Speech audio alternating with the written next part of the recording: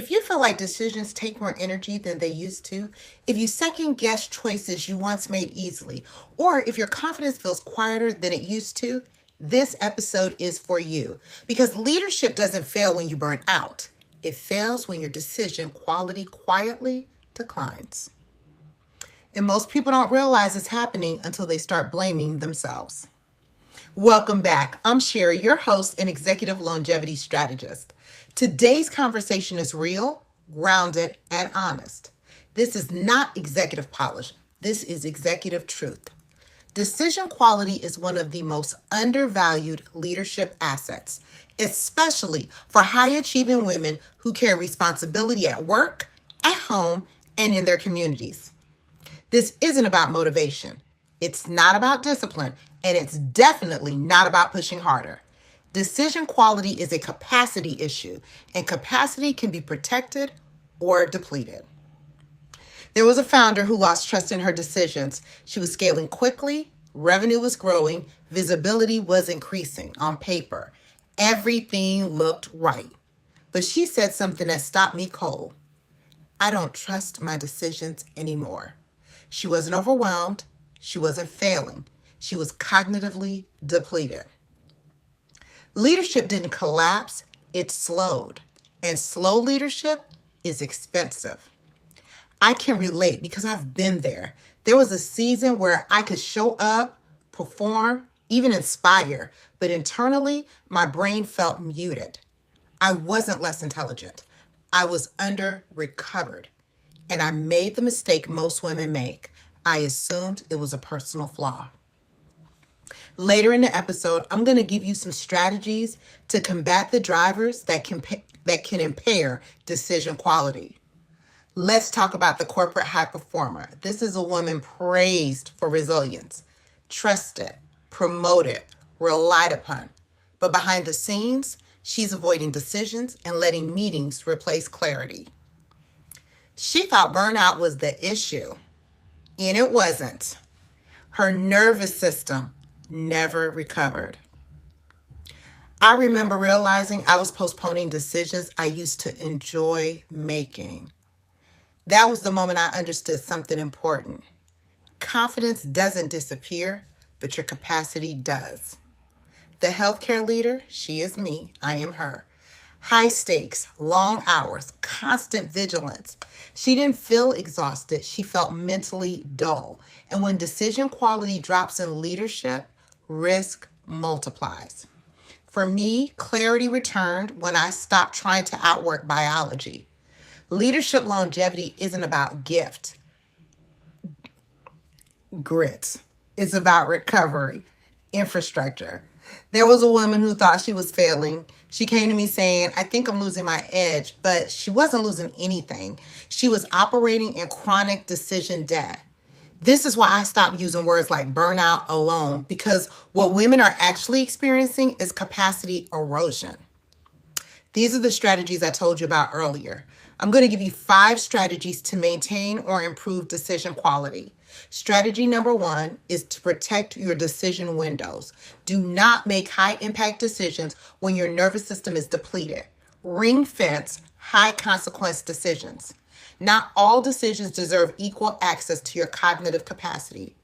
Designate protected decision windows, and these are specific times when no meetings, emails, or operational interruptions are allowed. And let me tell you why this works. Decision quality deteriorates under fragmentation. By ring fencing these windows, you preserve working memory, pattern recognition, and risk assessment, especially for irreversible or high cost decisions. Here is how you operationalize it. Block 2 to 3 decision only windows on your calendar. No Slack, no email, no standing meetings.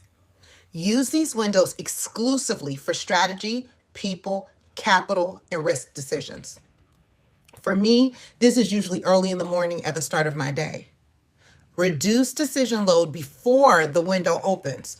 Poor decisions are often made before the decision moment due to depletion.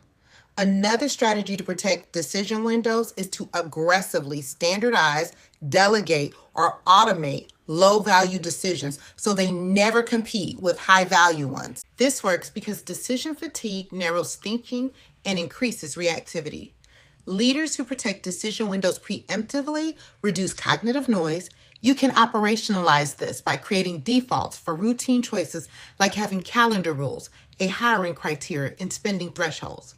Delegate decisions below a clearly defined risk or dollar ceiling. Document decision principles so teams don't escalate unnecessarily.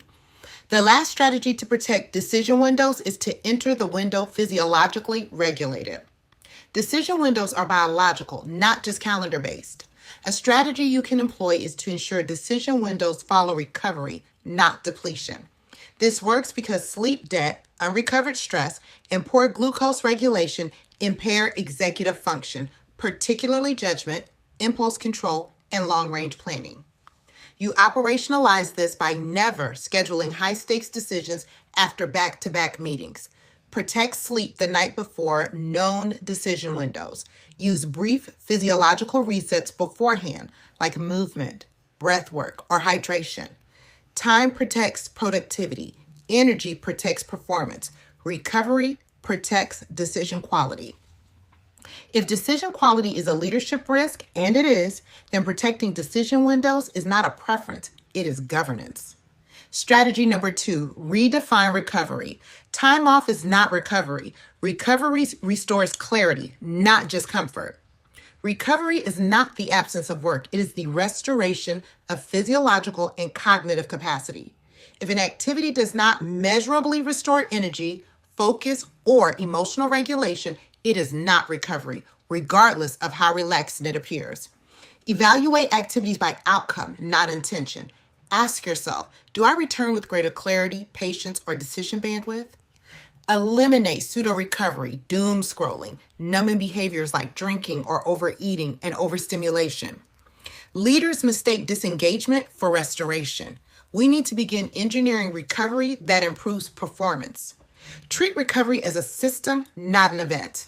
Recovery must be embedded into daily operations, not postponed to weekends or vacations.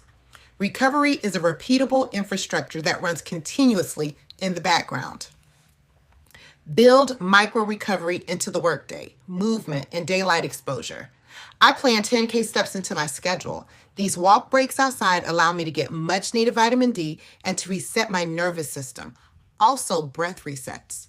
I sometimes do a quiet walking meditation and I schedule breath resets or mini meditations throughout my day to maintain my heart-brain coherence. Protect sleep architecture as a non-negotiable asset. Align nutrition, hydration, and workload rhythm to support nervous system regulation. This is the leadership impact.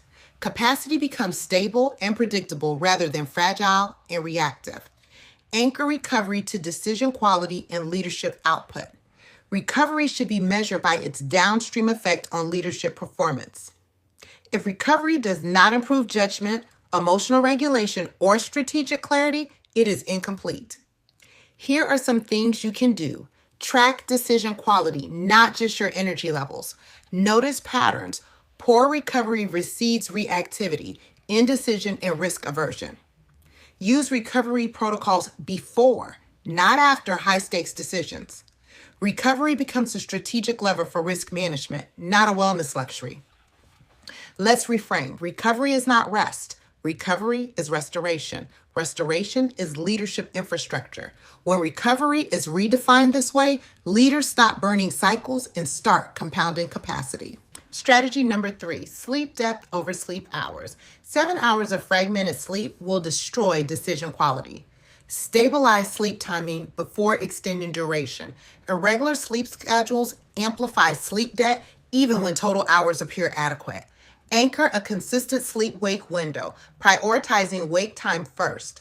This works because circadian alignment improves sleep efficiency, hormonal regulation, and cognitive recovery. An unstable rhythm creates hidden sleep debt that extra hours cannot fix. Here is your execution plan. Set a fixed wake time 7 days per week, plus or minus 30 minutes. Allow bedtime to follow naturally as sleep pressure accumulates. Avoid compensatory late sleep-ins, which worsen circadian drift. Protect deep and REM sleep, not just total sleep. Sleep debt is primarily a deficit in restorative stages, not minutes of sleep. Engineer conditions that preserve deep sleep, which restores physical recovery, and REM sleep, which restores cognitive and emotional recovery. This works because fragmented sleep reduces the very stages responsible for memory consolidation, emotional regulation, and decision quality. Here are your execution plans. Eliminate late evening stimulants, caffeine, alcohol, and heavy meals. Create a cool, dark, device-free sleep environment and front-load stress management earlier in the day to reduce nighttime hyperarousal. Use strategic naps to repay debt without disrupting night sleep. Short intentional naps can reduce sleep debt when nighttime recovery is constrained. Deploy naps as a tactical tool, not a crutch. Here's the rationale. Brief naps improve alertness and executive function without impairing circadian rhythm when properly timed. Here are some nap time strategies. Limit naps to 20 to 30 minutes. Schedule naps between 1 to 3 p.m. and avoid naps after 4 p.m. to protect your nighttime sleep drive. Sleep hours are input. Sleep stages are output. Decision quality is all I. Leaders who focus on eliminating sleep debt rather than chasing more hours build sustainable cognitive capacity under pressure. Strategy number 4, stabilize blood sugar. Erratic nutrition creates erratic decisions. Anchor every meal with protein. Protein slows glucose absorption and reduces post-meal spikes. Rule number 1, eat protein first at every meal. The outcome is fewer crashes, steadier energy, and improved focus. Rule number 2, move within 10 to 15 minutes after eating. Light movement improves glucose uptake by the muscles. The outcome is lower blood sugar spikes and improved insulin sensitivity. Rule number 3, avoid naked carbohydrates. Carbs without protein, fat, or fiber spike glucose. Pair carbs with protein and fiber. The outcome is going to be more stable blood sugar and appetite control. Stable blood sugar equals stable energy, and stable energy equals better decisions. Strategy number 5, a weekly cognitive reset. Leadership needs rhythm, not endurance. A weekly cognitive reset is a deliberate practice that clears accumulated mental load, restores executive function, and reestablishes decision clarity before cognitive debt compounds. We're going to discuss 3 distinct weekly cognitive resets, each targeting a different layer of mental fatigue. Number 1, the first reset is decision inventory reset. The purpose of this reset is to reduce decision carryover and mental clutter. This is a scheduled weekly review where all open decisions are externalized and categorized. This is how it is executed, and this takes about 20 to 30 minutes. List every unresolved decision occupying mental space, then sort into decide now, delegate, or defer with a date.